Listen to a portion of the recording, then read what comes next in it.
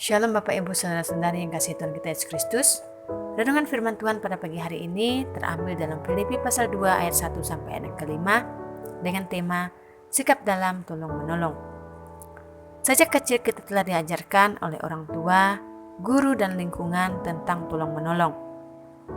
Hal tersebut menandakan bahwa tak ada seorang pun manusia yang dapat hidup sendiri tanpa adanya bantuan dari orang lain. Orang yang ingin hidup seorang diri tanpa sesama, baik teman, kenalan, tetangga, atau keluarga, dan saudara tentu akan mengalami kesulitan. Karena kita membutuhkan sesama dalam hidup bersama, selama sepekan yang telah kita lewati, kita telah diberkati dengan renungan firman Tuhan yang mengajarkan kepada kita tentang tolong menolong. Tentunya hal tersebut bukan hal yang menjadi renungan kita setiap hari. Namun saya percaya bahwa pertolongan Tuhan sudah saudara alami sepanjang sepekan yang telah kita lalui. Akan tetapi, sebagai orang percaya tentunya setiap kita bukan hanya mengharapkan Tuhan yang selalu memberikan pertolongan atas hidup kita. Tetapi setiap kita juga mau belajar untuk mempraktekkan sikap hati agar dapat menolong orang lain yang ada di sekeliling kita yang membutuhkan pertolongan saat ini. Perlu kita pahami bahwa pertolongan yang kita berikan tidak harus dan tidak selalu pemberian itu secara materi. Mungkin secara materi kita pun kurang, tetapi kita mungkin kaya secara rohani. Bagikanlah kekayaan rohani kita untuk membangkitkan semangat orang lain. Dalam Filipi pasal 2 ayat 1-5, di mana Paulus menuliskan suratnya kepada jemaat yang ada di Filipi dengan memberikan nasihat supaya bersatu dan merendahkan diri seperti Kristus. Ketika Paulus berada dalam penjara karena pekabaran Injil, ia tetap menasihatkan jemaat Filipi untuk sehati sepikir dalam satu kasih. Tujuannya ialah agar jemaat Filipi tetap bersatu, tidak memiliki perpecahan. Dalam ayat 2 dikatakan, karena itu, sempurnakanlah sukacitaku dengan ini, hendaklah kamu sehati sepikir dalam satu kasih, satu jiwa, satu tujuan.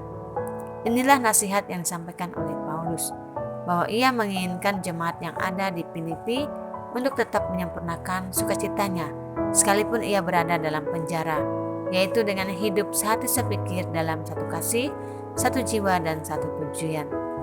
Kemudian nasihat Paulus dilanjutkan untuk jemaat yang ada di Filipi pada ayat 3 sampai ayat kelima, dengan tidak mencari kepentingan sendiri atau puji-pujian yang sia-sia.